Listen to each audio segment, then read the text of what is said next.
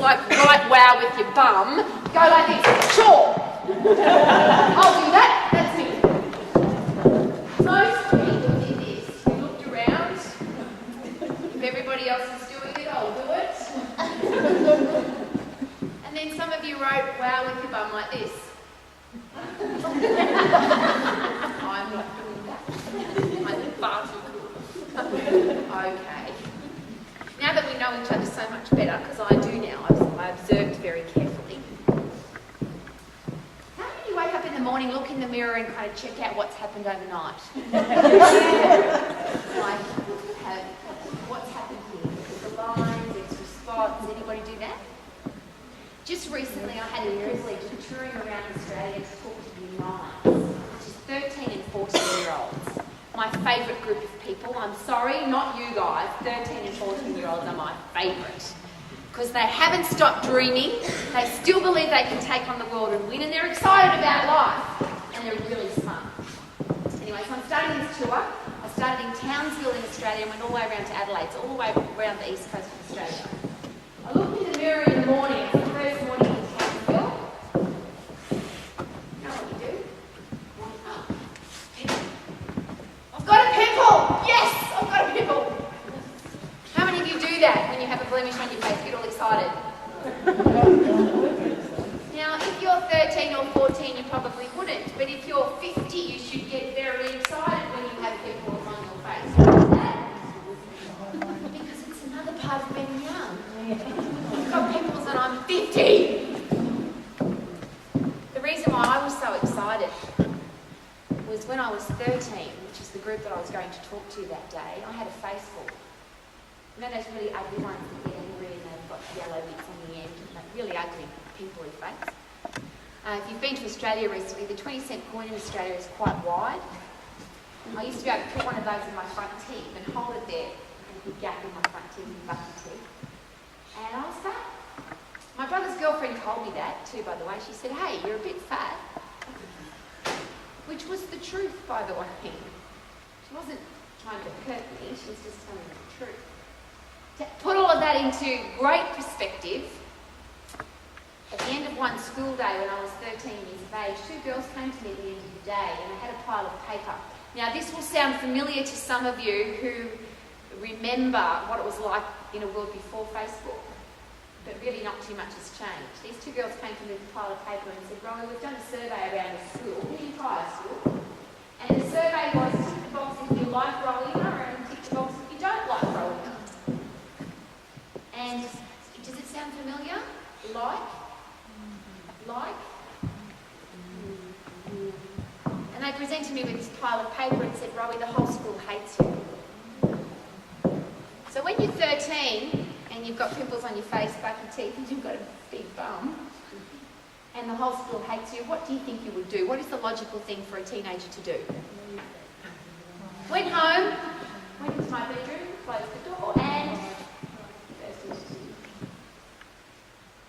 however, please take this on board tonight. A lot of people use the excuse, I'm not smart enough. I'm definitely not smart enough. My IQ very low. Put a set of numbers in front of me, you can't figure it out. I'm very street smart though. I sat in my bedroom with my tears pouring out my eyes and thought to myself, hang on a minute.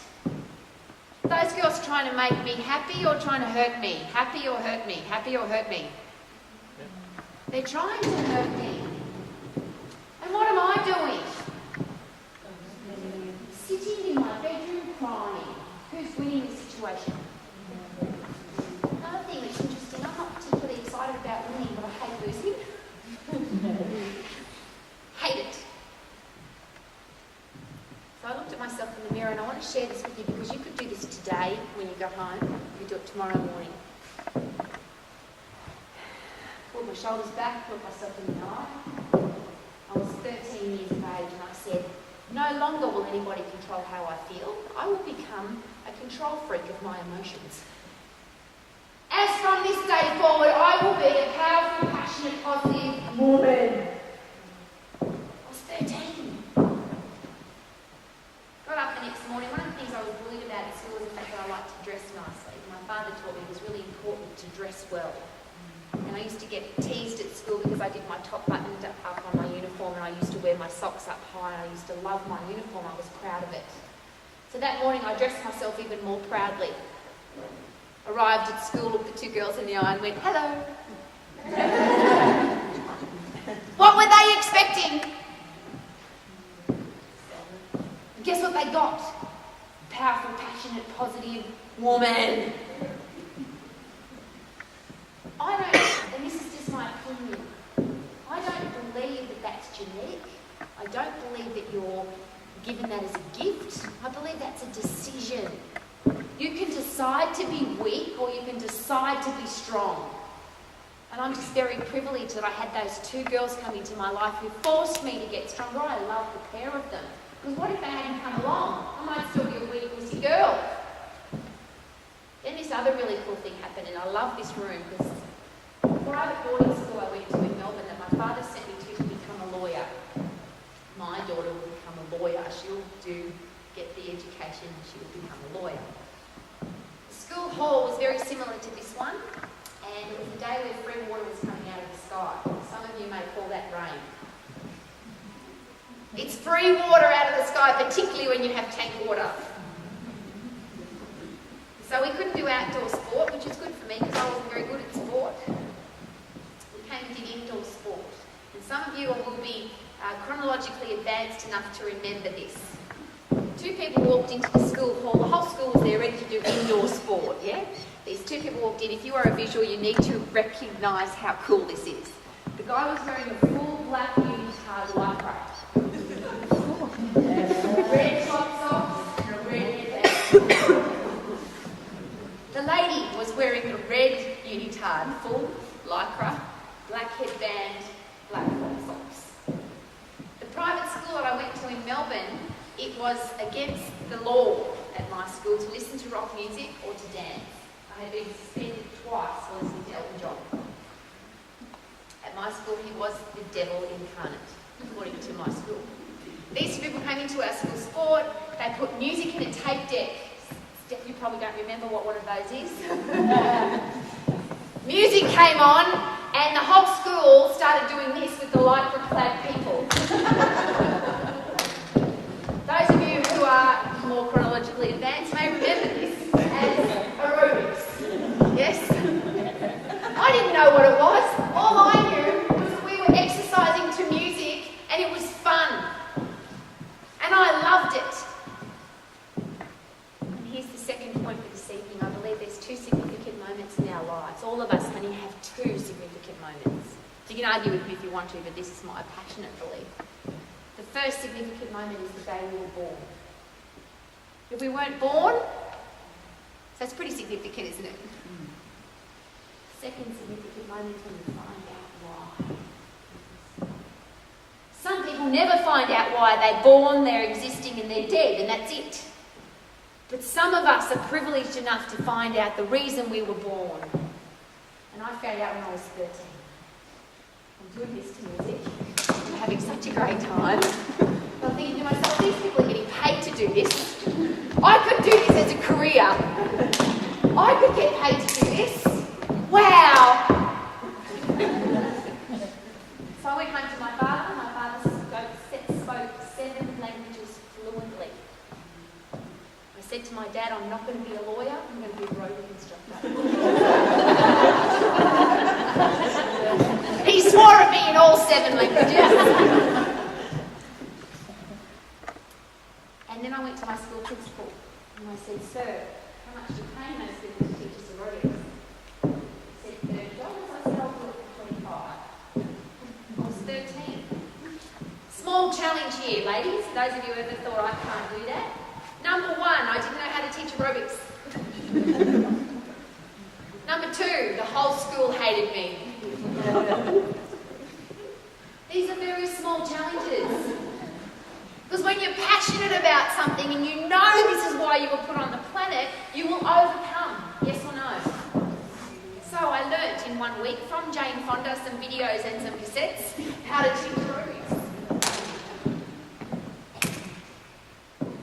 And the fact that my school didn't like me didn't bother me in the slightest. Because I knew that this is what I wanted to do. I'm challenging you this evening because I believe in this room tonight, regardless of whether you're 13 or 75,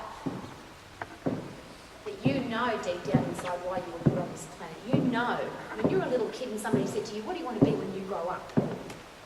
You were passionate about something. But here's what happens and why I love Year 9 so much.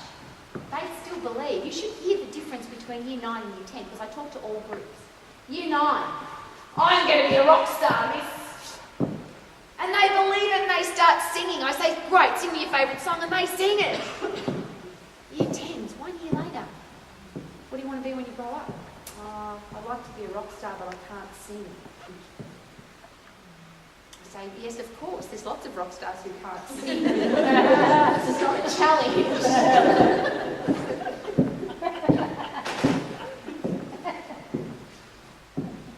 So, I ran away from home. I'm not suggesting that's the right outcome for any situation you run away. But when you know what your purpose is, and I didn't have the support of my family, I can assure you, and I definitely didn't have the support of my school because everybody hated me. You know when people say, I can't be successful because I haven't got the support of my family and friends? Well, I've got a great expression for you. The best place to find a helping hand is at the end of your own arm.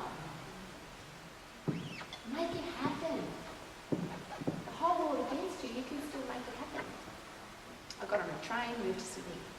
Went to a health club in Sydney and I said, I picked the one I wanted. And I said, I would like to teach aerobics here. The lady said to me, how old are you, 12? No. I'm 14 and 9 months. Isn't it funny, as we start to get older, we don't say I'm 49 and 11 months, do we? I tell people I'm 107, I just look good for my age. And here's what I did, and this is the challenge for the youngest in the room and the oldest in the room. Because we have this challenge, I believe, in our lives where if they paid me more, I'd work harder. Or if I was more appreciated, I'd do more. Or I do so much for everybody and nobody notices. Well, I learnt, and my father taught me this, and I learned really fast, that the world doesn't owe you, it was here first. And you have to add value to your world for you to be significant in your world.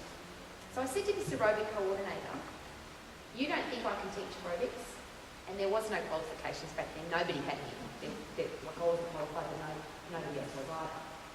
So the thing I'd like to do, my massive amount of experience is teaching aerobics at my school.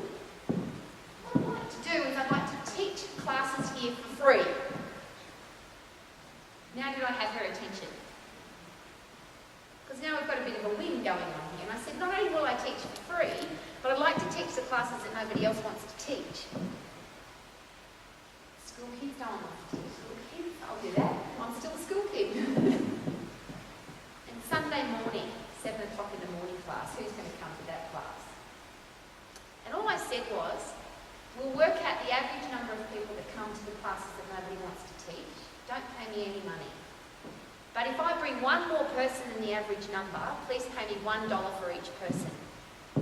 This is called getting paid for what you're worth and proving that you're worth it.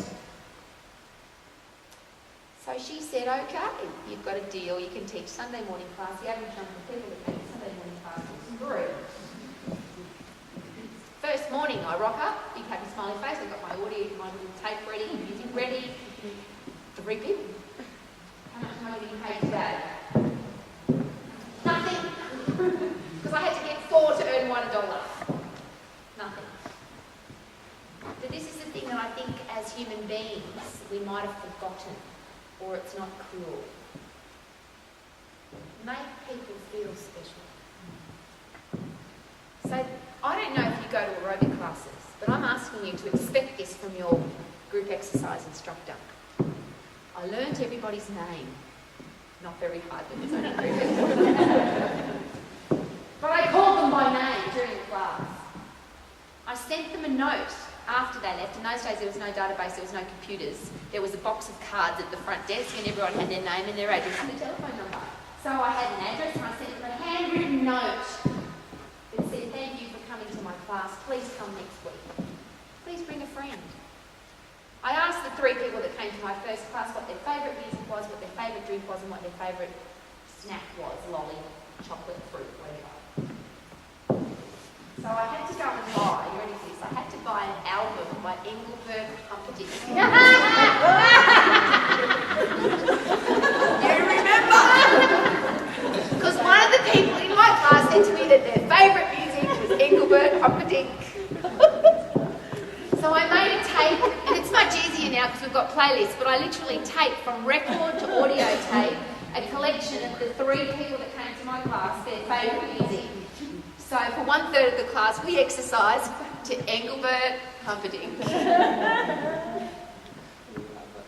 second week I had 4 people, because somebody bought a friend. Now I've earned $1, but I haven't really, because I had to buy Engelbert Humperdinck. And I had to buy lollies, and I bought some fruit. Those days we still drank water out of the tap. You needed bottled water back then, you could just drink water. I'm going to cut that story really short. I ended up having classes with 80, 90, 100 people on Sunday morning at 7 o'clock. The almighty egotistical aerobic instructors that used to teach Monday night at 6 o'clock, that everybody wants to teach because everybody comes on Monday night to class, don't they, because it's exercise day. They all went to the aerobic coordinator and said, oh, can we teach Sunday morning class? No. I think it's easy. I'm very thankful, and I will keep my blonde hair till the day I run into my grave happily. Because I believe in having blonde hair. Because I'm too dumb to know that you can't do it.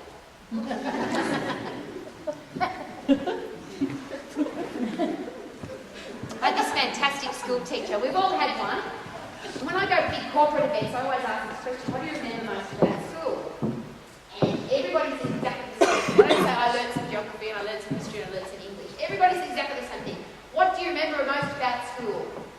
The one teacher. For some people, it's the one teacher that told them that they couldn't do it. And they're now successful business people because they wanted to prove that teacher wrong. Or it was the one teacher that believed in them. And I had a Mr. Martin. And he said to me, Rowie, I want to tell you a story. And I went, oh, Mr. Martin and his stories. He said, no, Rowie, this is a great story. And I now want to share this with you. You already know the story. But sometimes it's like a great song. How many of you listen to a great song and listen to it over and over because it's such a great song? Well, this story for me is one of those great songs. It's one that you just play over and over and over to remind us of how and what we can do. Mr. Martin said to me, Rowie, there was a guy in 1954, and I'm thinking, come on, Mr. Martin, you've got to come up with a more modern story than 1954. He said, no, listen. This guy was a runner. Now I was interested because I had now taken up running because I was enjoying exercise, so I started running. And he said, Roger was an average runner, but he had a mindset of achievement. So he decided that he wanted to do something that nobody else had ever done.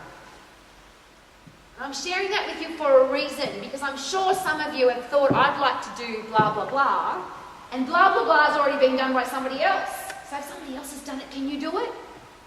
Yes.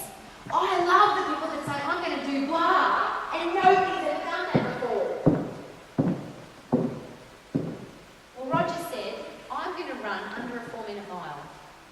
I'm going to run so fast that 4 minutes will tick over, and I've already run my mile. He was at a UK university, sorry for the UK people in the room, and the university professors, the exercise physiologists and the doctors at that university said, Roger, you can't do that, it's impossible. Roger, if you try and do that, you will die. How many of you in this room, if an exercise physiologist or a doctor said to you, don't do that, you'll die, would say, okay, I'll sit down, I won't run. Yes or no?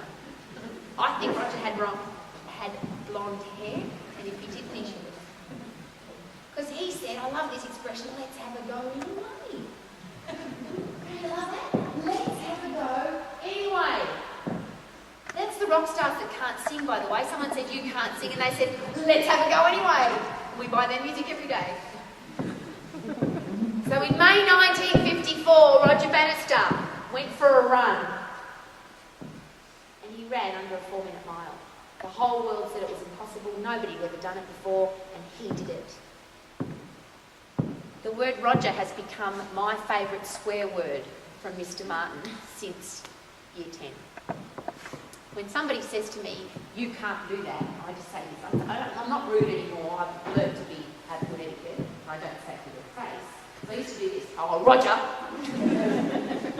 Now I just think it to myself. "Oh, Roger. You don't understand. Everything that's ever been achieved in this world was once considered impossible." How many of you have got a mobile phone? Please put your hands up. Cell phone. Hand up. The tour that I've been doing around Australia with the Year 9s, I've been doing that for 5 years now. The first time I asked that, about a quarter of the kids had a cell phone. This last year, how many kids had a cell phone? Everyone. I went to a primary school in New Plymouth just recently. I said, "How many of you have got a cell phone?" All the kids put their hand up. And, yes, we've all got Xboxes. Everybody's got an Xbox. Okay. So, who invented the phone? Come on, Trivial Pursuit question. Alexander Graham Bell. Jamie won't remember that guy. Somebody said to him, "You're going to make a phone." "What's a phone?" He said, "Oh, you're going to be able to talk to each other. You're going to connect a plastic thing to the wall with wires. You're going to talk to each other on the other side of the suburb, the city, or the other side of the world by wires, and you'll be able to talk to someone." What do you think his friend said? "That's impossible. Alexander, don't be ridiculous. That's impossible." In 2014, we said to Alexander, in 2014, phones will have no wires. You'll be able to take photos, you'll be able to watch television, you'll be able to watch videos, and you'll be able to take a picture of yourself and send it to the other side of the world in a bee's willy of time. How long is a bee's willy? Not very long. What do you think he might have said to us? That's impossible. See, I'm asking you to stretch a little bit. And the reason I'm asking that is when I was 13 years of age, this is the ultimate of optimism, you ready? Bucky teeth, 20-cent piece, face full of pimples, chubby, and the whole school hates me. And all I thought to myself was, guess what? It can't get any worse than this. So it's only going to get better. So I set a goal that by the time I was 50, I'd be in great shape, I'd have a really fantastic relationship, travel the world, make a difference to the world, and life would be amazing. I gave myself a few years to do it. There was one small challenge, which I'm asking you to take on board as not to do. Don't do what I did. I started asking 50-year-olds how they were. Because I figured that they were smart enough, they were 50, they'll be in great shape, have great relationships, have a career that they love, and be really happy. 50-year-olds, how are you? Not too bad. Nothing enough. I wish I had more holidays. I'm a bit fat. So I set another goal, and I'm asking you to do the same thing. Predominantly women in the room this evening, I believe we have a responsibility for our little girls like Jamie, our 13-year-olds who say, "What's my life going to be like?" I don't want them to look at rock stars and movie stars and Facebook and say, "I want to be like her." I want them to look at you and say, "Look at her." See, when you're 20, you're in your great shape. That's what you're supposed to be. But when you're 50 and 60 and 70, you ready for the goal, Emma? Fabulous at 40, fantastic at 50, sexy at 60, sensational at 70, awesome at 80, never give up at 90, happy and healthy at 100. Now we're exciting. And you can't start that when you're 100. When's that got to start? Regardless of how old you are now, when does that have to start? Now. Tomorrow morning you look in the mirror and you, except for the men in the room, and you say, "I'm a powerful, passionate, positive woman." And I don't care if you have to tell the truth in advance. Because I also learned this great expression, be before you are and you will become. Start living like a powerful, passionate, positive woman. Start doing the things that powerful, passionate, positive women would do. I applied for a position at a health club. I was 18. They wanted somebody over 30 with experience. blonde hair, I didn't read that bit. I just rocked up. Ken Bergen's name was. He said, how old are you? 12? I said, no, I'm 18. I'm mature now. He said, I want somebody over 30 with experience. Because if we read that, what am I to discover? I won't get that position because I'm only 18 and I don't have any experience. Who's got to believe in you? I don't care if your parents don't believe in you. I don't care if your husband doesn't believe in you. You have to believe in you and what you're capable of doing. So I just said, Ken, I will be the best person for this position. And he did this very special thing for me. He said, okay, we'll give it a go. He must have had one parent. Sent me to management school, and I want to share something with you that if you take away as an exercise tonight, whether you, Jamie, how old are you, sweetheart? Whether you're 9 or 90, I believe you can. If this simple exercise will make a big difference. He sent me to management school, and I said, what do you need to send me there for? I know everything already. How many of you at 18 knew everything already? How many of us now at 50 I know nothing? Learning every day. So you're going to go and learn some stuff. And here's the exercise I'm going to take you through, and you could do it today. I'm not for procrastination, if it can be done today, I'm a firm believer. Why not do it today? Because tomorrow there's other stuff to do. So what I'd like you to think about is this particular exercise. We're going to take a photo of you to toe. Not a glamour shot, it's just you, how you look right now. And we're going to show it to everybody in your world. I'm going to share this with you because I did this when I was 18 years of age, and it was a very uncomfortable experience. I'm pre-framing for you, this may be an uncomfortable experience. You okay with that? Move around a little bit first. Make yourself comfortable. Okay. So we've got a photo of you exactly how you look now. And while you're sitting here tonight, the New Zealand Federal Police, is there such an organisation? Somebody that's of scientific value in the crime fighting force, yes? I could say CSI, but that wouldn't be good, would it? So probably not here either. So somebody from the New Zealand Federal Police, we'll pretend there is one, has your photograph. They've never met you. And while you're sitting here tonight for the next 20 minutes or so, they have the responsibility of going through your life and finding out who you are. But they don't get to meet you. They just have a photograph of you, and they take that photograph and they show it to everybody who would recognise your face. So they might not know your name, but they would recognise your face. So obviously your family, your friends, your social group, your sporting group, your church group, people who would know you. But they're also going to take it to the bus driver and the service station and the supermarket person and the coffee shop that you go to and the sushi shop, Enid, and all the places that you go to. They're going to take your photograph. And they're going to show that photograph to everybody who would recognise your face. Here's the first part of the exercise. What do you want people to say about you? And put it into 5 words. So the Federal Police take that picture and they say, do you recognise this face? And they say, oh yes, that's the lady that comes and buys sushi from us. Please give us 5 words to describe her as a person. What would you like them to say? For me, that was a very easy exercise. I was managing a health club, remember? I had around about 1,200 members, and this is what I wanted them to say. Rowie, that's Rowie. She's tough and fair, she's positive, she's stylish, disciplined and professional.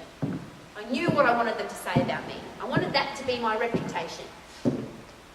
Have you ever considered what your reputation is? This is the next part of the exercise zone where I've squirmed. Now they're going to look in your life. You're going to go to your house exactly as it is now while you're sitting here.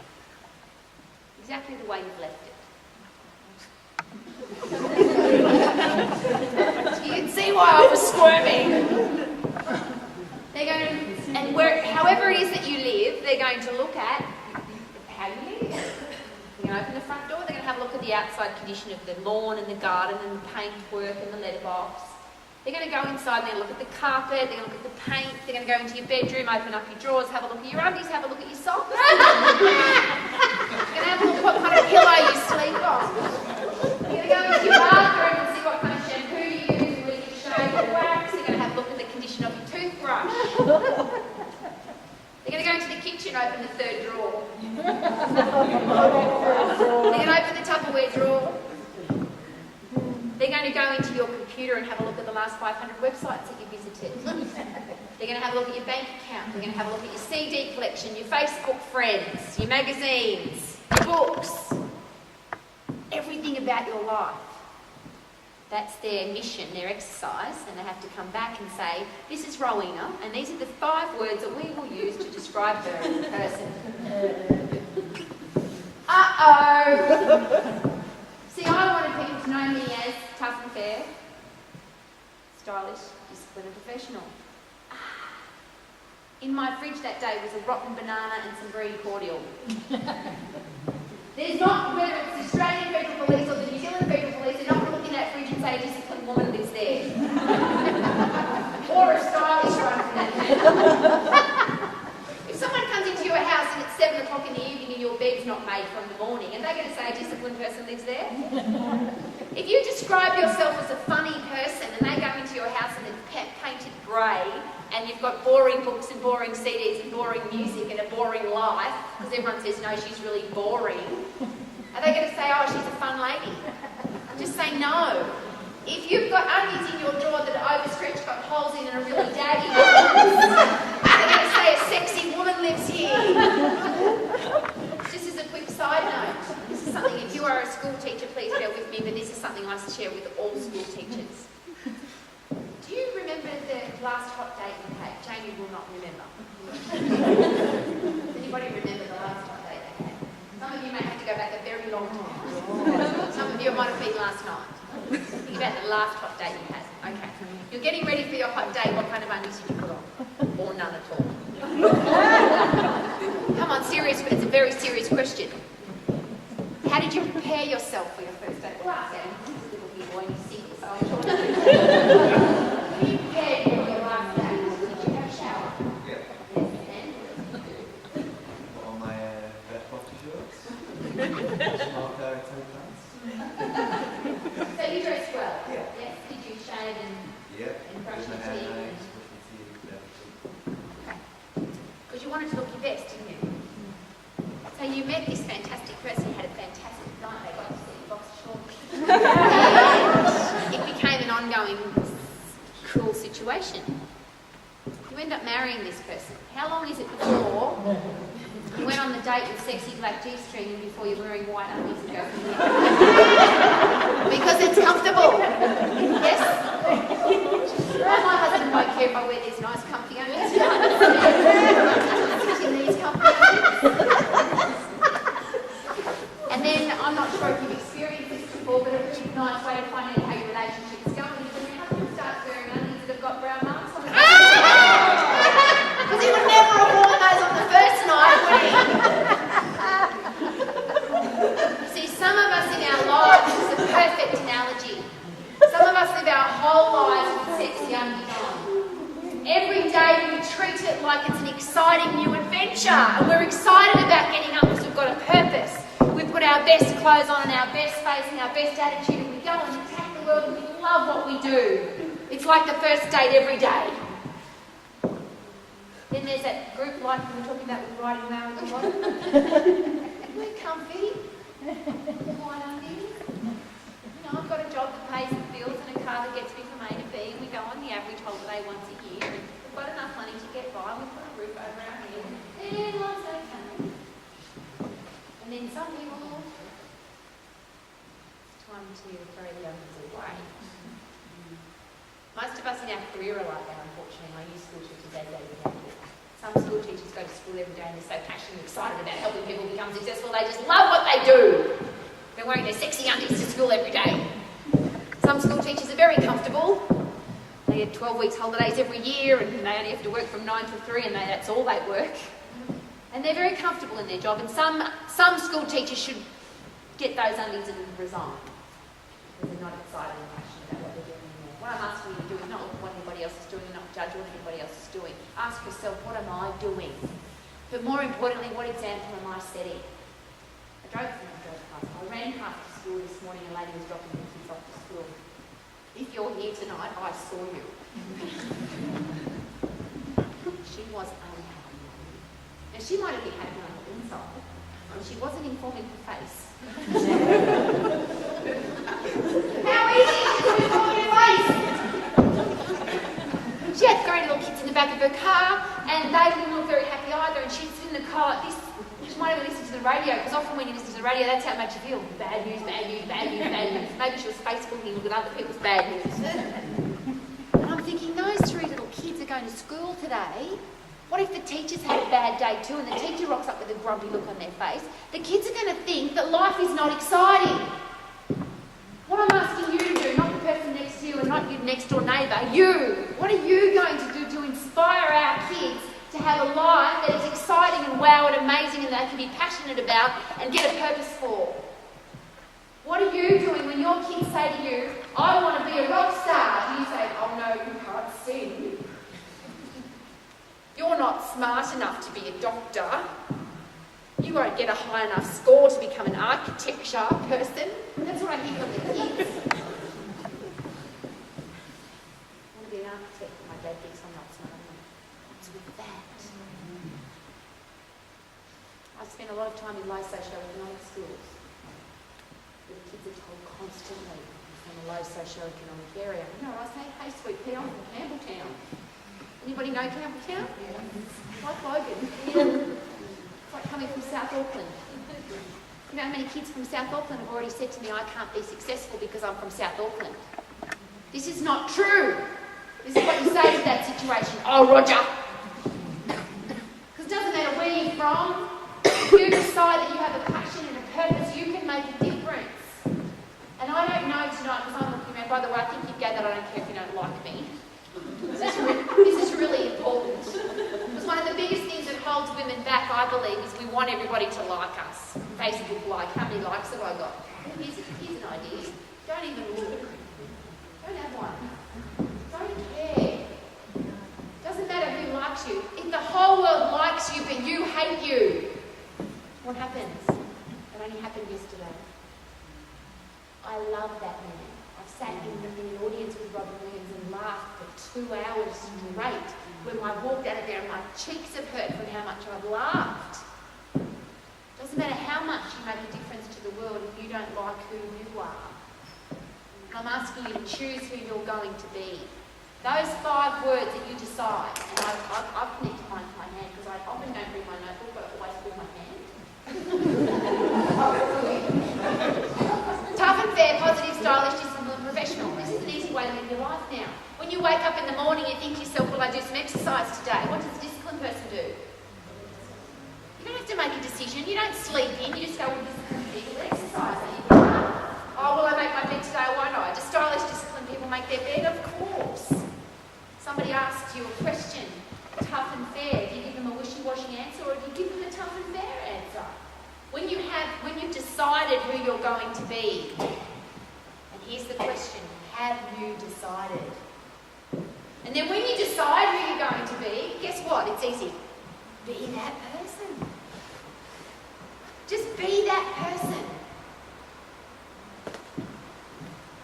Where does self-esteem come from? Self-esteem. When you're pretending to be something else for the rest of the world, but that's not who you really are, you can't love who you are. But if you are doing the purpose, the inside, everything's working, you are the person that you want to be, guess what happens with the outside world? I don't like you, Rowena. Fantastic. People like you don't ever like people like me.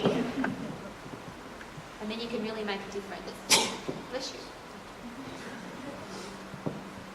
This really cool thing happened to me.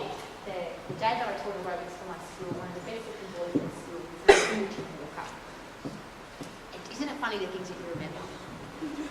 And when I stood up to teach aerobics that day, he clapped. He was the best looking guy in the school, he was the most popular guy in the school. So when that guy claps, guess what everybody else did? They all clapped too, even the 2 nasty girls. Because they wanted the pretty boy to like them too. And I discovered that day a very important lesson that I'd love to share with you. So I think some of us haven't got it. And the reason I know that is just recently I spoke to a lady who said, I'm getting bullied at work. I said, how old are you? 45. And how old are the people that are bullying you? Older. When do we grow up? What's with that? I found out that day when I stood up in front of my class, men dig chicks that teach aerobics. But not for the reason you think. See, men dig courage, and men really appreciate people who have courage. And every boy in that school had ticked the box to say, I don't like growing up, because the two girls were the most popular in the club. So the boys knew what I was doing. I was still prepared to stand up in front of a group of people that hated me. Second thing I found out, guys don't dig chicks that are nasty. And it's interesting because I deal with that every day now. When men have it, and watch it in football, when guys punch each other up on the football field, and they often do, what happens at the end of the game? Shake hands, pat each other on the back, have a beer, coffee together, yes? If two women have a fight, how long before they talk to each other again? Probably never. Isn't that interesting? Do you think we need to, that's one of the areas, we're really good at a lot of things, but maybe that's one of the areas that we need to get a little bit better at, and we need to set that example for our kids. Not everybody's going to like you. How about we look for all the great things in everybody? I just recently had this fantastic experience. I must share it because it was so cool. It was a sporting event like this. I had a beautiful new Armani handbag. Inside my handbag was my computer, my phone, my passport, our video camera, and all of our photos from our holiday. In my wallet was my driver's license, my one card, and 2 movie cards, gift cards that had been given to me, which had nearly $500 worth of movies. And somebody decided that they wanted my money back more than me, and took it, never to be seen again. What a great experience. I'm sharing that with you because can you change what happens to you? Just say no, Rowie. What have you got full control over though? How you respond or react to that situation, you have full control. And I've got to tell you, that was a day to make an interesting decision. Because what I wanted to do was kill somebody. And that's when you get tested. See, when somebody says to you, how are you? And you're lying on the beach in Tahiti having your favourite beverage, about to go to sleep with your favourite person, and someone says, how are you? And you say, oh, that doesn't count. And I feel sorry for the people that are on holidays in Tahiti who say then, how are you? And they go, oh, not too bad. I'm talking about how are you under pressure? How are you when the kids are screaming? How are you like that woman this morning? It obviously had a terrible morning and it showed all over her face. How are you when things are tough? How do you handle it? And by the way, that is a choice. It is a very conscious choice. You might say, oh, I can't help being upset. Yes, you can. You just chose to be angry about that situation. You chose to be upset about that situation. Someone's trying to hurt you, tease you, bully you, and they go, and they're trying to press your buttons. This is what most people do when somebody's pressing their buttons. Good at that. Here's what you do. Disconnect the wires. So that when someone presses the button, you go...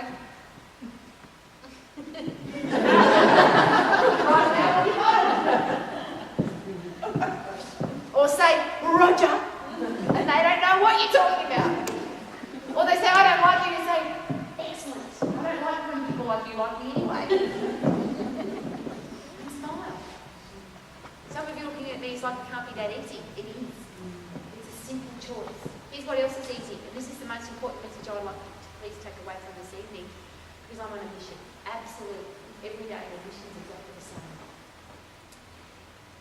We've gotten fat. Have you noticed? As a Western world, we're the fattest. You don't count. It's fun. The challenge with being fat. I used to have a client who was 120 kilos and 5 foot tall. I'd like you to picture that person. Now, if she came to your health club, what would you expect that she wanted to do? lose weight. Guess what? All she wanted to do was stand up long enough to do her ironing.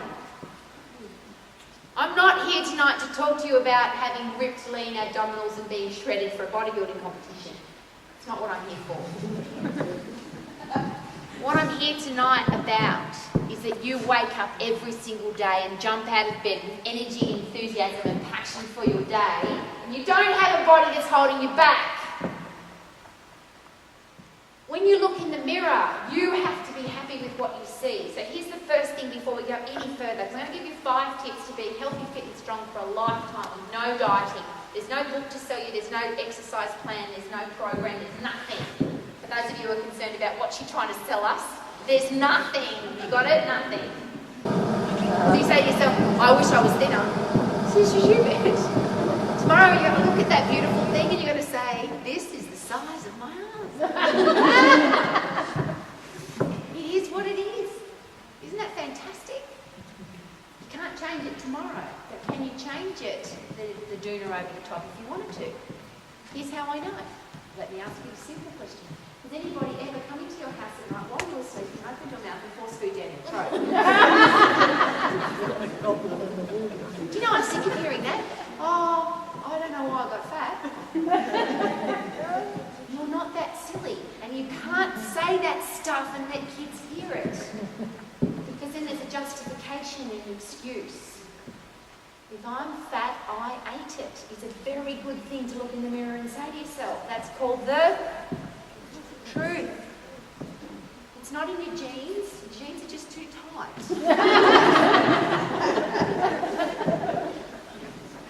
Now, I'm not here to talk about being ripped, lean, buffed and shredded and looking good in a bikini. It's too cold for a bikini tonight anyway. What I'm talking about is jumping out of bed in the morning with energy, enthusiasm and excitement for the day. And maintaining that for the whole day so that you can live your purpose. How does that sound? You don't want your body to hold you back.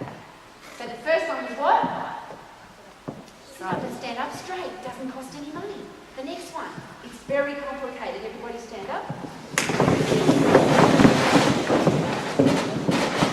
There's only 5 things and you should see your 9 swings fella, but just tap your toe. This is naked in the mirror tomorrow morning. Be happy, be happy, be happy, be happy. That's it. Be happy, be happy, be happy, be happy, be happy. Sit down. This is just funny. Be happy, be happy. Some people do this.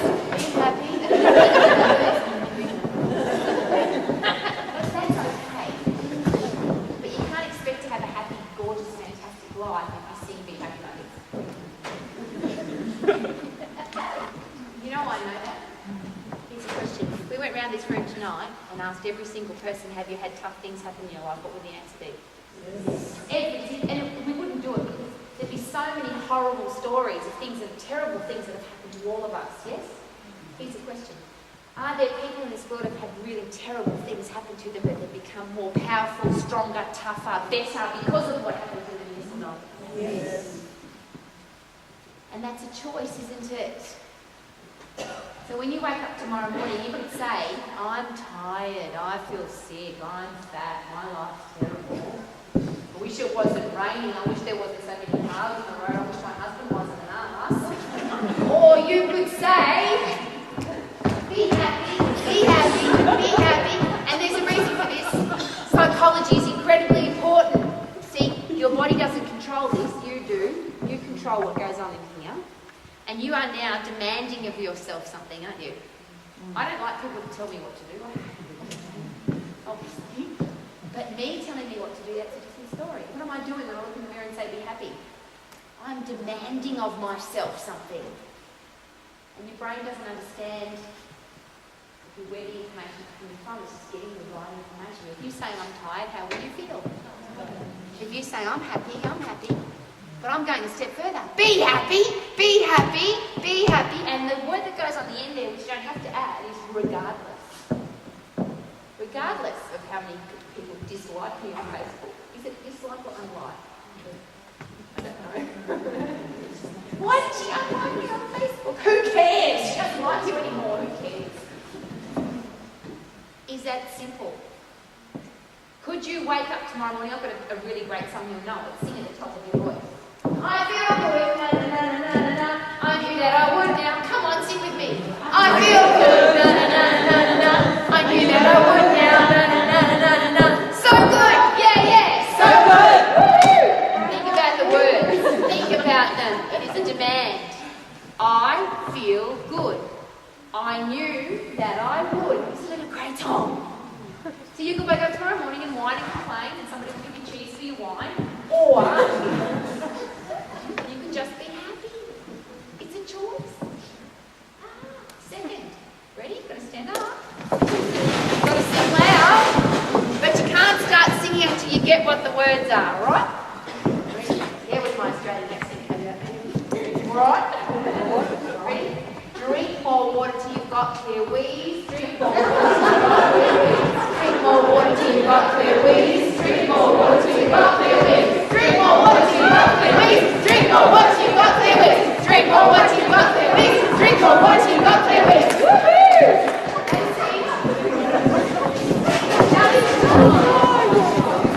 And some of you, I can see it on your faces, and I know this already. The challenge with I know, and I'd like to share with you, I had 1,749 boys at Palmerston Boys High School. And I asked them this question. If you know it and you don't do it, what are you? 1,749 boys said, stupid, miss. See, there's so many diet and exercise books on the planet, there's so much information about diet and exercise. The number one most important thing is your brain cells are 90% filled. What does your brain control? Everything you do is controlled by your brain. If you've got yellow wee, what does that mean? You're dehydrated, which means your brain cells look like sultanas. That's my impersonation of a sultana. What should your face look like? A grape. Yes? The brain cells need to be filled up with fluid, otherwise they don't function very well. 60 to 70% of your muscle is fluid. If you try and exercise without being hydrated, guess what will happen? I'll put this into much greater perspective. How long can you live without food? Blokes will say about 2 hours. If they had to, how long could you live without food? Younger people, depending on how strong, mentally tough, etc., anywhere between 3 to 6 weeks. How long can you live without exercise? Most people, their whole lives, they live without exercise. How long can you live without water? 2 days and you are, say it, dead. Is water important? 2 days and you are dead. Now here's our other challenge. Jamie, could you stand up for us, please? That would be fantastic. And Mr. Olympia, Terrell, yes. Could you please go and stand next to little Jamie? Terrell, can you please share with everybody how old you are? I'm 15. Isn't he gorgeous? And Jamie's 9. Now, you've all heard this, maybe even from the next page, that you should drink 8 glasses of water or 2 litres of water every day. Have you heard that? Yeah? I have a small challenge with that. We would say that to these 2 fine people. Is it possible that they have different water requirements? Do you think? Now, interestingly, if Jamie is a really active child and she runs around all day and you're a computer geek that sat at your desk all day, which obviously you are not, but if that was the case, it might mean that Jamie needs more water than Terrell. Would that be fair enough? How do we find out? Check the colour of your wee. And if your wee's yellow, what do you need to do? Drink more water till you've got clear wees. Drink more water till you've got clear wees. Drink more water till you've got clear wees. Now this is why this is so exciting, and Jamie, you can help me with this. I was at the Coles supermarket on the Gold Coast, Chevron Renaissance. Nice man tapped me on the shoulder. He was of mature age. And this is what he said to me, complete stranger. I've got long hair weeds because of you. That's an interesting opening line. I said, really, sir, tell me about that. He said, you came to my son's school and you talked about having clear weeds. We've done the gold star chart at our house. So what we've done, all the people that live in our house, their names on the chart. Every time we have a clear weed, we get a gold star. I'm winning. Will he be a better husband? Yes. Will he be a better father? Yes. Will he be a better boss? A better footy coach? Just a better person because he's got clear weed? Yes. Does that cost any money? Well, it depends. Some people say to me, I can't drink water because my favourite French brand is not in the supermarket. That would be an excuse, wouldn't it? Because you could get some water from somewhere, couldn't you? Yeah. So step number 1, be happy. Step number 2, drink more water if you've got clear weeds. Drink more water if you've got clear weeds. Kids hear and sing that. They love it. And the little boys look around and go to the teachers, is it okay to sing it? Yes, it is. Someone's got to talk to you about weed. Next one in your chair. This is very simple. Come on, sexy. Come on, ladies. Show me some sexy. Ready? Eat more fruit and vegetables. Eat more fruit and vegetables. Eat more fruit and vegetables. Eat more fruit and vegetables. Eat more fruit and vegetables. Eat more fruit and vegetables. Eat more fruit and vegetables. You know, I can see it on your faces. We know that already. Yeah, but this is the challenge. Gold Coast, TSS, very poshy school. Maybe not as poshy as Pinehurst, but quite a poshy school. And I said to this group of intelligent young men, why do we need to eat more fruit and vegetables? And this young boy puts his hand up, he says very studiously, because they have vitamins and minerals and phytochemicals and they're healthy. I said, absolutely. And you should just see the look on the faces of the kids around him. Boring. And we know that, don't we? Small challenge. I spoke at a corporate event on the Gold Coast and I asked the very intelligent financial planners, predominantly males in the room, how many of you have eaten a piece of fruit or vegetable that isn't a deep fried potato in the last 7 days? About 3 people put their hand up. We know that we need to eat more stuff out of the ground, don't we? We know that. Small challenge. I wish somebody had come to my school when I was 13 and said, Rowie, here's the question. Did you poo today, Rowie? And did you poo twice would be better? Because we need to eat more fruit and vegetables because they make us poo. The girls hate it. Why have we got a bunch of girls that don't like talking about poo? Question, who doesn't poo? If you don't poo, what will happen?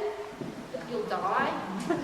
But at 13, I didn't poo because I didn't eat enough vitamins and minerals and phytochemicals and vegetables and fruit. So I had this bloated stomach all the time and I felt really uncomfortable, so I used to pull my t-shirt over my bloated stomach all the time and I hated it. And then I learned how to stand up straight and eat more fruit and vegetables and poo twice a day. So when you do a poo at your house, here's what's going to happen. Poo! Yes! Celebrity party time! See, we're all embarrassed, aren't we? I had the privilege of training Adam on Sunday Sparkle Day evening and I asked him the question, did you poo today? And he was like, did you really? So you've probably got to keep a straight face.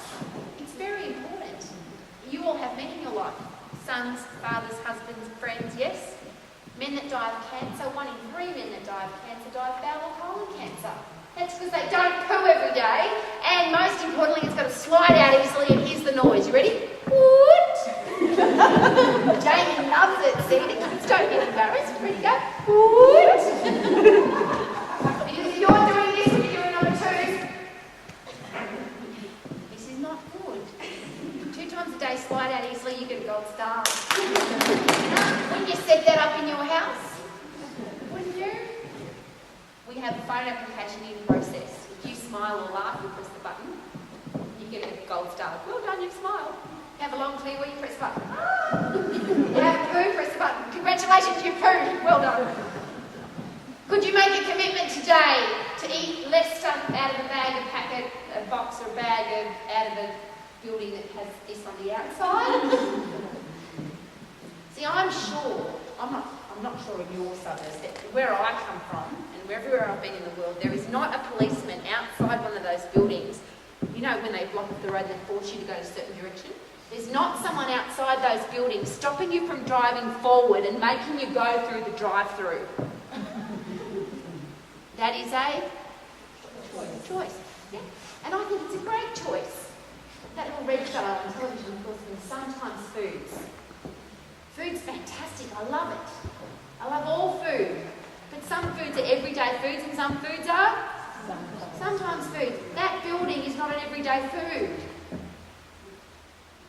We know that already, don't we?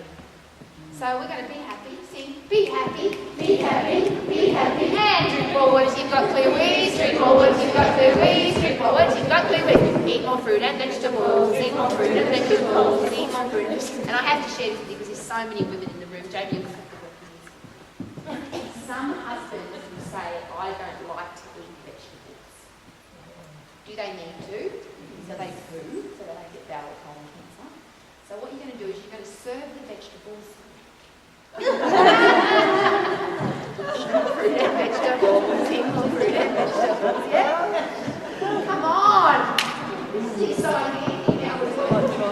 Okay, last two, and they're really simple, and I know that you know them already. But I'm not asking about, can we please do this 3 days a week or once a month, or I'm talking about every single day. Can you choose to be happy every day?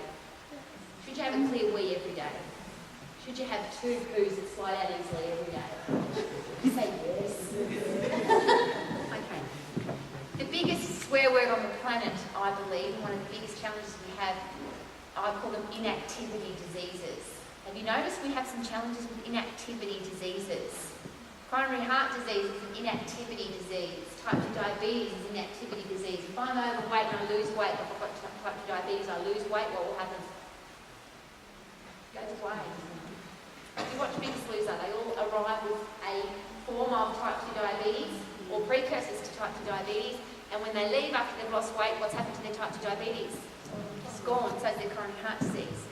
Now I could spend an hour and 10 hours on this because it's a really important subject, because number 1 killer in the world today is coronary heart disease, number 2 is type 2 diabetes. But they're all arguing with each other. The diabetes people say, no, we kill more people. And the heart people say, no, we kill more people. That's a good conversation to have, isn't it? When you go to your GP, only because I've now spent some time with the District Health Board here in New Zealand, is that GP will be looking for signs of type 2 diabetes and signs of coronary heart disease because they're the biggest killers in this country. But if I lose weight, what will happen?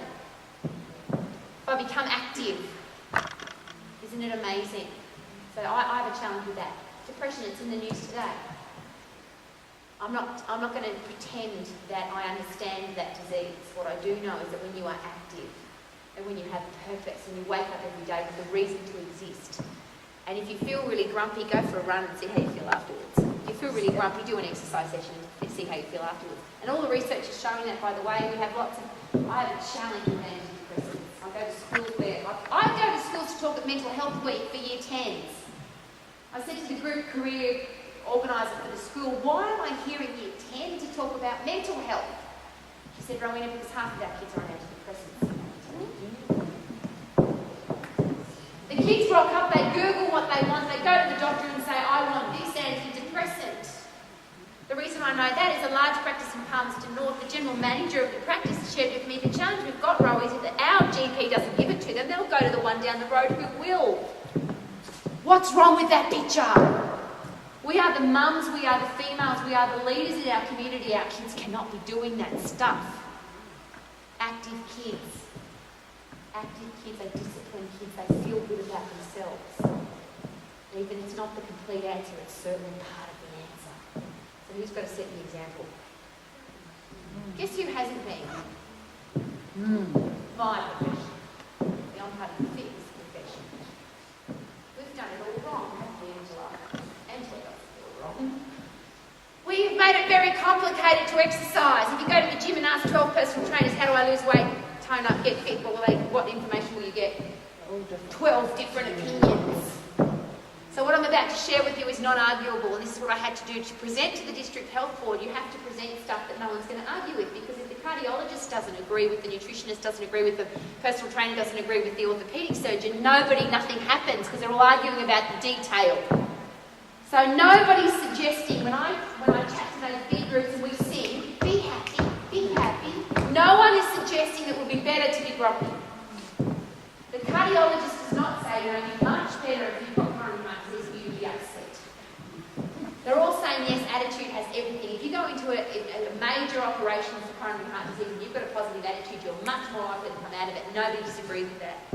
There's not one medical professional on this planet that says you shouldn't drink water. Because if you don't drink water, what will happen? You will die. Nobody says no, you shouldn't. You should have really yellow, small, short, tinkly, stinkly weeds, and you shouldn't drink water. Everyone agrees that you should drink water, yes? Nobody on this planet is arguing that you should eat less stuff out of the bag and more stuff out of the ground. Nobody argues that. Not a nutritionist, not a naturopath, not a cardiologist. Everybody knows that to be true, yes? The next one. Fit people burn fat faster. Nobody argues with that.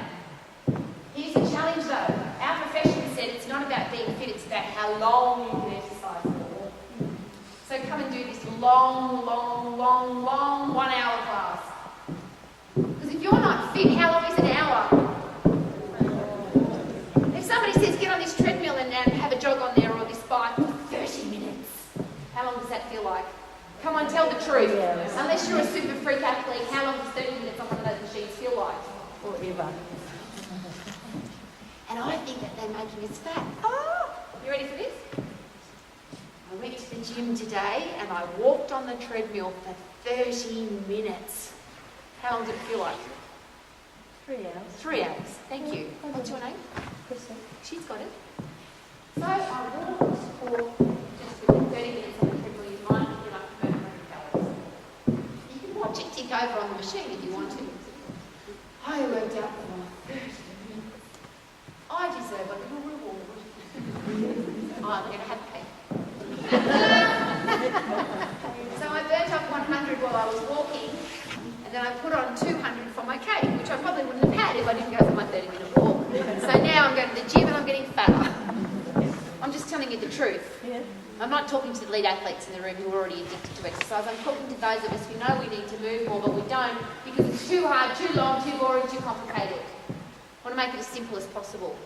Fit people burn fat faster. The only way to get fit is to puff. Now here's the exciting news. How long does it take you to get puffed? Let's find out. Everybody stand up.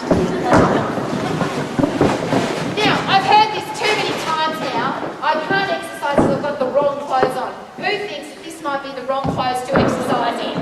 Yes? Are you ready? All I want you to do, if you don't want to jog, that's okay. Just lift your knees up really high, keep your shoulder blades up and back. But I want you to go as hard as much as you can go.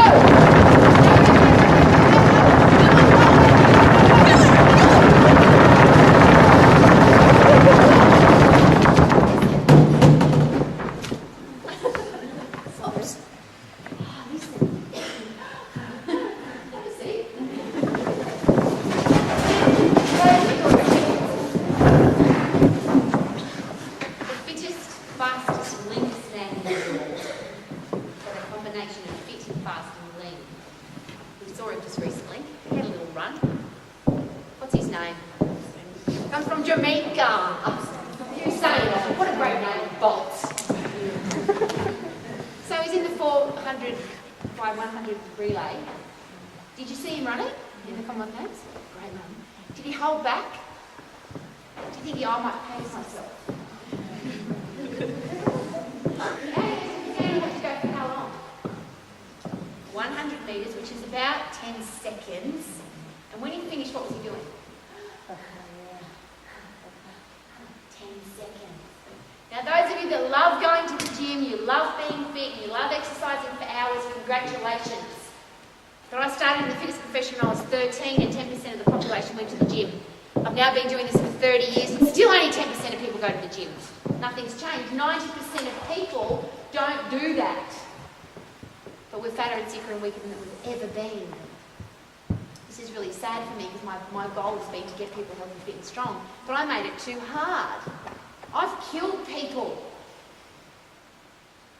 Please don't think I'm joking.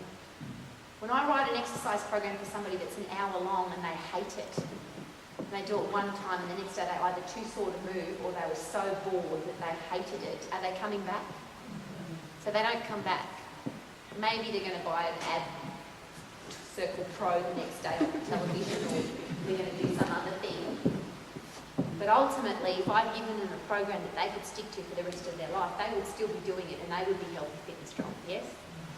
So here's how simple. And I learned in the most simple ways this morning there, didn't you? Rowie, you've told me I have to go on this treadmill here for 30 minutes. What if there's a power blackout that stops at 19 minutes? Does it mean I've wasted my time? What's the answer? Now the research is, and that was a long time ago, now the research is all backing this up. If you get fit, you will burn fat faster at rest. The people in this room right now who are really fit are burning fat faster than the people that are unfit, even though we're all doing exactly the same thing. Isn't that interesting? It's not how long you exercise for, it's how hard you exercise for. Because when you're fit, you'll burn fat faster at rest. I could say that 1,000 times, please get it. So here's the fun exercise program. You do a bit of a warm-up, and you go as hard and fast as you can until you're puffed and you have to stop. How long will that take? Even if you're Usain Bolt, how long will that take? 10 seconds. Is that very long? Even if you're really puffed, could you still go for 10 seconds? But I'm not asking you to do that. As soon as you get puffed, stop and have a rest or stop and walk. And you can feel like it. Go again. Then watch me on my treadmill. It's very funny. I look like a little old lady. And then, Usain Bolt.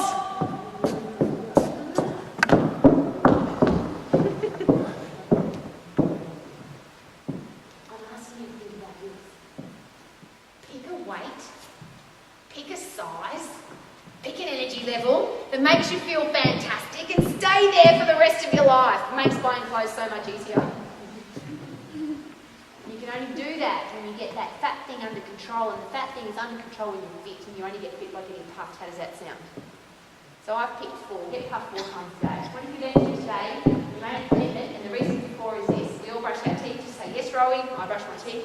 Please say, yes, Rowie, I brush my teeth. That's a yes, I brush my teeth. How long do you brush your teeth for? 2 minutes in the morning, 2 minutes at night. That's 4 minutes, yes? To look after this part of your body. Most important question here, though. Do you brush your teeth for what reason? Is it so that you don't get rotten teeth, or because if you don't brush your teeth, you smell? Good point. What else? How do you feel if you don't brush your teeth? One of the quickest ways to feel better if you're not feeling too good is to brush your teeth. It makes you feel better. And if you don't brush your teeth for 3 days, how do you feel? You should know the answer to that question. We don't even want to go 3 days without brushing our teeth, do we? Do you know some people go through years without doing any exercise? The purpose of exercise is not about anything else except it makes you feel good. So what if you decided that you'll get puffed? Morning tea? No. Afternoon tea? Nighttime? 40-second exercise program. Not 4 minutes, 40-second exercise program. Sue, you have to meet Sue. She works at a chiropractic facility in Rotorua. Doesn't like to exercise. I didn't find this out from her, I found it out from the boss. He said, what's Sue doing? She comes in the morning, before she sits down at her desk, she does this thing, this jogging thing, really fast. Morning tea time before she has a cup of tea. Jogging on the spot, what's that all about? Afternoon tea before she goes home. Yeah, but I get an email from Sue. She's done the Rotorua Marathon with her mother. The lady who doesn't like to exercise implemented a simple 40-second exercise program, but how often? How often do you brush your teeth? Oh, what if it's raining?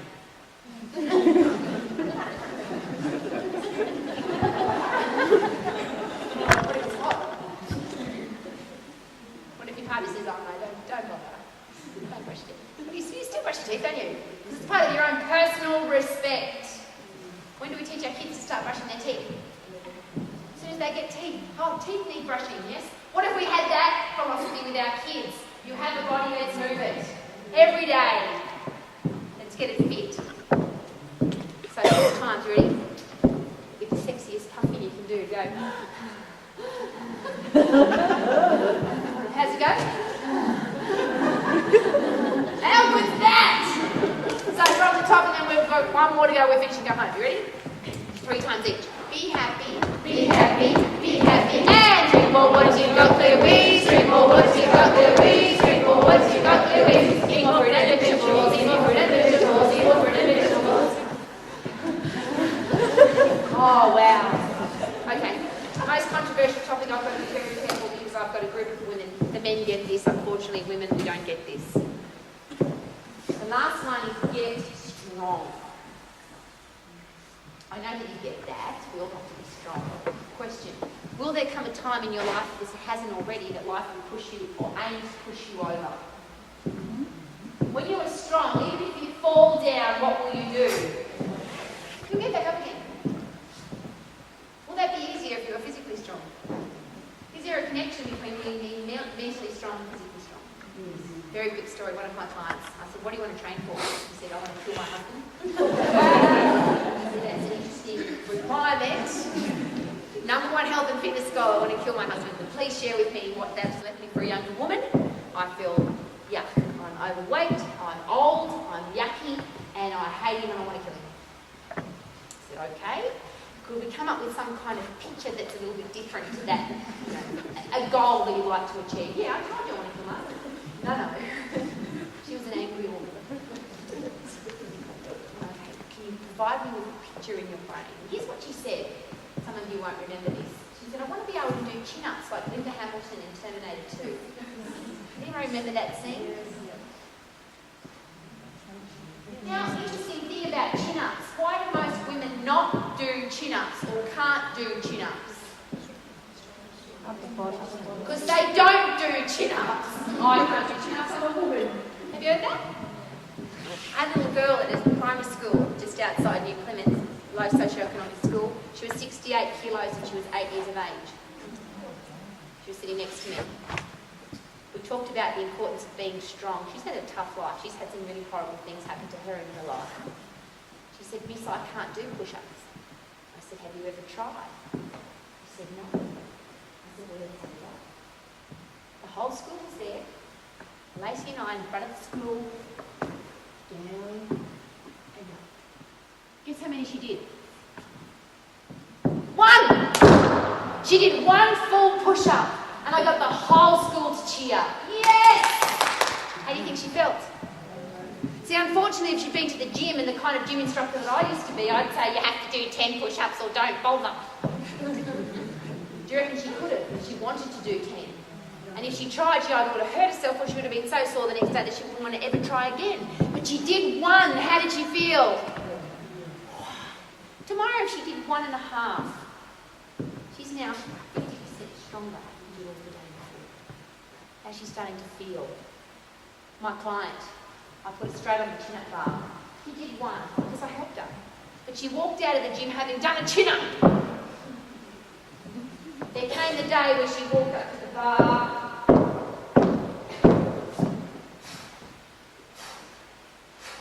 Pumped out 10 chin-ups. Here's what had happened in between. She quit the lousy stinking job she hated. She got a new younger boyfriend. She got rid of all her old ugly clothes and bought new ones. She was a different woman because she was strong. You have to get physically strong. You know what women do? Can you carry this for me? Can you lift this? Can you open this? Can you do that? I know you don't, but there are women that do that.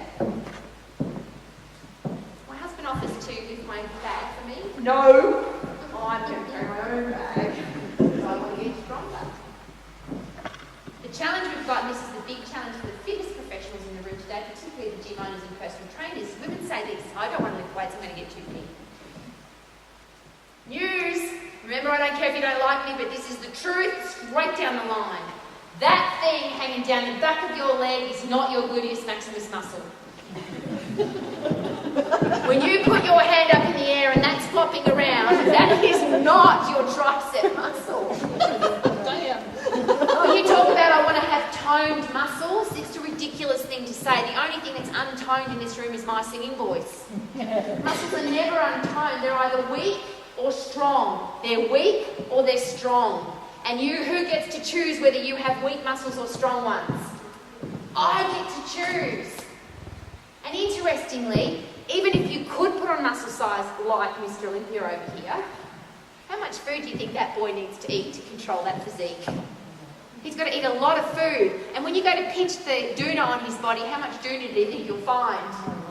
Because when you have large amounts of muscle, you have a fast fat-burning machine. I want you to say that. I have a fast fat-burning machine.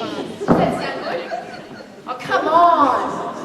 Now, to do that, you have to do 2 things. And Adam answered this beautifully the other night. When you look at the Olympic Games or the Commonwealth Games, there's 2 groups of athletes that look the best. The first group is the sprinters, and the second group are the gymnasts. The sprinters do what? For how long?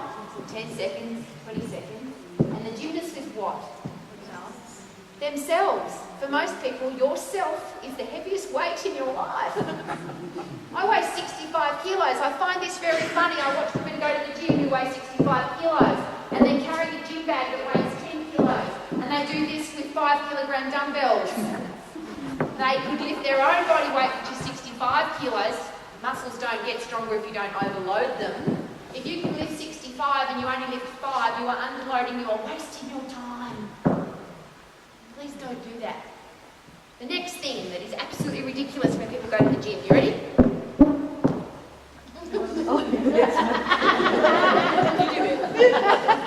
What are you doing?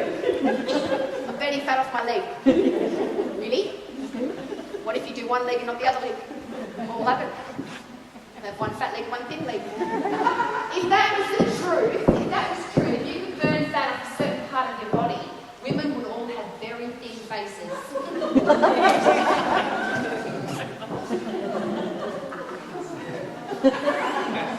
We all talk a lot, don't we? We move our faces all the time. If that was true, you could chew chewing gum and lose weight off your face. We know that's not true. Imagine if you have a swimming pool, I'd like you to imagine this. So you have to physically think about this. I want you to go and take water out of the deep end.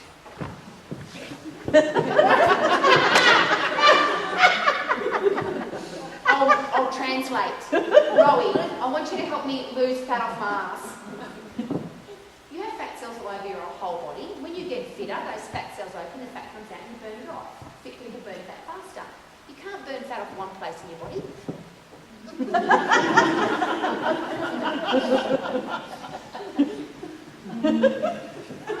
have to have got past that. All I'm doing is squishing the fat, releasing the fat, squishing the fat, releasing the fat. You want to work your abdominals, stand up straight. And lift some heavy things. When you lift heavy things, what do your abdominals have to do? If you lift a child, a heavy child, what do your abdominals have to do as you lift the child? They have to work really hard. Please don't get confused by all the silly cow poo that this profession has created. Don't get caught up in that. Think common sense and logic. Just because you think it's the expert because they've got more degrees than the thermometer doesn't mean that they understand how the human body works. You understand better than anybody how it works. Understand fit people burn fat faster. To get strong, the muscle has to be overloaded. So you have to lift heavy weights. If you could put on some muscle size, fantastic. The elite athletes, gymnasts in the world, females, put on about 1 or 2 kilos if they're lucky of extra muscle, which means they have a faster fat burning machine. I'm going to finish off with this so you can get the picture. I stand on the scales, I'm 20, do the picture with me, I look at myself on the scales, I'm 20 years of age and I weigh around number 50 kilos. Okay? 20, 50 kilos.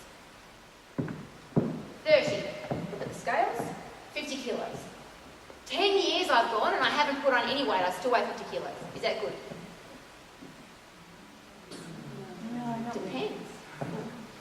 You see, if I haven't been looking after my muscles. Now, muscles age, Grandma. And if you don't believe that, wrap your arm in a plaster. If you break your arm and put your arm in a plaster, what happens when you take the plaster off? There's no more muscle there. If you have to lie in a hospital bed for 6 weeks, what happens when you get up? You are weak and what's happened to your muscles? They're gone. Here's how most people live their life. Lie in bed, sit at the breakfast, stand in the shower, sit in the car, sit at the desk, sit at the dinner lunch thing, sit at the desk, sit in the car, sit on the couch, sit at the dinner table, go to bed. What's happened to muscles? You might as well be in hospital. They're wasting away. And even if you're doing cardiovascular exercise, not making muscles stronger. The only way muscles get stronger is if they are overloaded. You have to force them to lift more than they currently can. So if I go from 20 to 30 and I haven't put any weight, I still weigh 50 kilos, but I haven't been doing any strength training, I haven't been keeping myself strong, I could have lost somewhere between, and we'll be really generous and we'll say 2 kilos. Let's just say that. It may be more, but let's just say 2 kilos. So I still weigh 50 kilos though. I'm 10 years older, my weight's the same, but I've lost 2 kilos of muscle because I've been doing this. Sitting and standing. But I weigh the same. Now, you can't turn muscle into fat. It's 2 separate substances. It's like turning wood into paper. They're separate substances, yeah? But my weight's the same. I've lost 2 kilos of muscle. What have I replaced it with? Oh, fat. Say it loud. Fat. It's one of those, like saying poo. You can't say poo and you can't say fat. It's called fat, yes? And fat is twice the size of muscle. So if I have a kilo of fat and a kilo of muscle, the kilo of fat will be the same weight but twice as big. So I've remained the same size, but what's happened to I've remained the same weight, what's happened to my size? You know, the pants, I weigh 50 kilos still with the jeans. Yeah, too tall,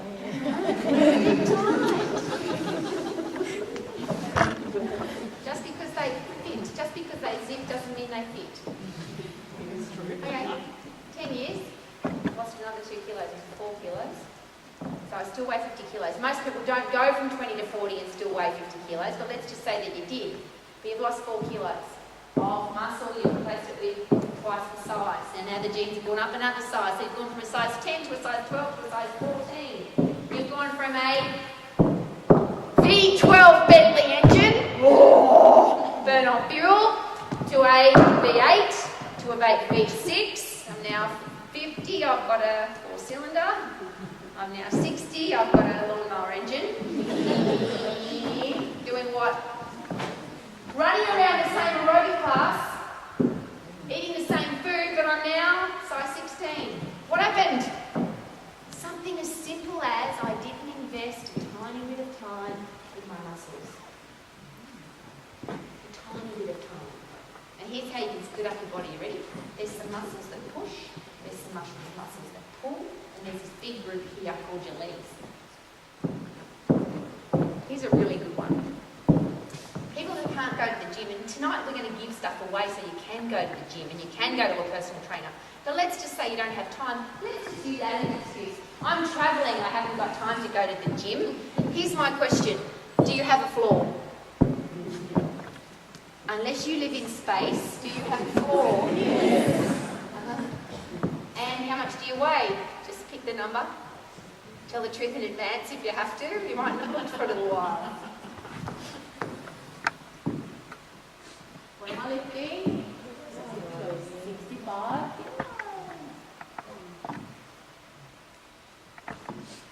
Where could I do that? Dubai Airport just recently. I got some very funny I don't care if you don't like me.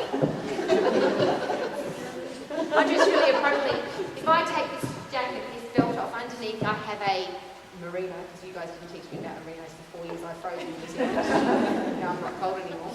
And I have tights on, I carry my shoes in my bag with me, and I run around Dubai Airport.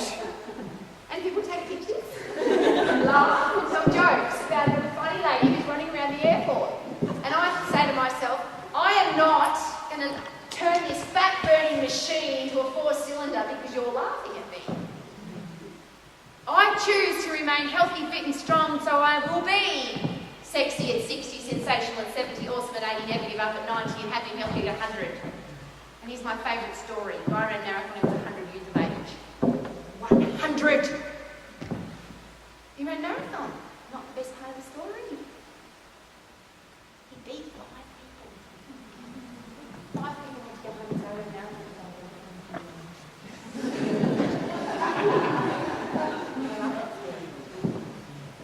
The only reason we get old is we allow ourselves to get old. We will get some skin that requires ironing.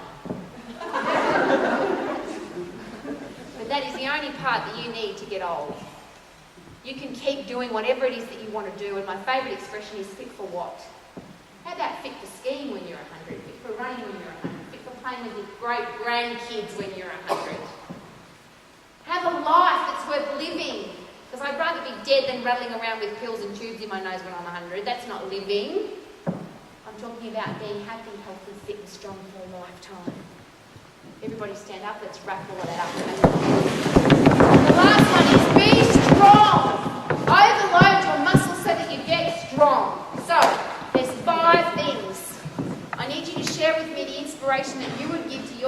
I go into schools and sing this at the top of my voice and the kids go off. You should hear them, they love it. So 4, 3, 2, 1. Be happy, be happy, be happy, and drink more what you got Louise. Drink more what you got Louise. Drink more what you got Louise. Eat more fruit and vegetables. Eat more fruit and vegetables. Eat more fruit and vegetables. How good does that feel? And your best pose. Be strong. Be strong. Be strong. Now, join in when you're ready. This is the system to being happy every day. Because a lot of people say to me, Rowie, I can't be happy every day. Do you know I've had team players on my team who've said to me, I can't work there anymore because I can't be happy every day. Here's the system. Join in when you're ready. You'll recognise it. Because my goal isn't just to educate people on how simple it is to be healthy, fit and strong. It's to educate us on how we can be happy, and here's the system. We're going to change the names of the days of the week. May your Mondays be magical. May your Tuesdays be terrific. May your Wednesdays be very wow. And your Thursdays be thankful. May your Fridays be a fun day. May your Saturdays be super. May your Sundays be sparkly. Could you choose them to be? Now, listen carefully, please. When somebody says to you on magical day, how are you? You can say, it's magical day. How do you think I am? I'm suffering from magical dayitis. On terrific day, people say to you, how are you? And you say, terrific. I'm infecting people with my terrificness today. How are you today? It's wow day. Try that and to check out and see what happens. Tomorrow's thankful day. Quick one on thankful day, very important for women. I've always been thankful that I live in Australia or New Zealand as a woman. And I don't live in Afghanistan, for instance. A soldier from Palmerston North pulled me aside at the end of an event like this and he said, Rowie, I've just done 2 tours in Afghanistan. There's 2 things I never want to come back as. A donkey in Afghanistan or a woman in Afghanistan. I'd rather be a donkey than a woman. You wake up tomorrow morning and you haven't got a huge big smile on your dial. You look in the mirror and you say, oh, I'm so glad I live in New Zealand. And you say with passion and enthusiasm, fun day's easy because most people are happy on fun day afternoon. Super day's got 7 O's minimum. It used to be 6, but I've extended it to 7. You'd have 27. So the school teachers in the room, there's no U in super, there's like O, super. And Sparkly, for those of you that haven't met Sparkly, she's my 57-year young, very good friend, who got a birthday card on her 57th birthday from her son who said, congratulations for managing to be the child in the family your whole life. What a great reputation that is. So at the top of your voice, it's like the sing-off at the Voice. Great acoustics in this room. Those of you who have always wanted to be a singer but somebody said, you can't sing, this is your opportunity.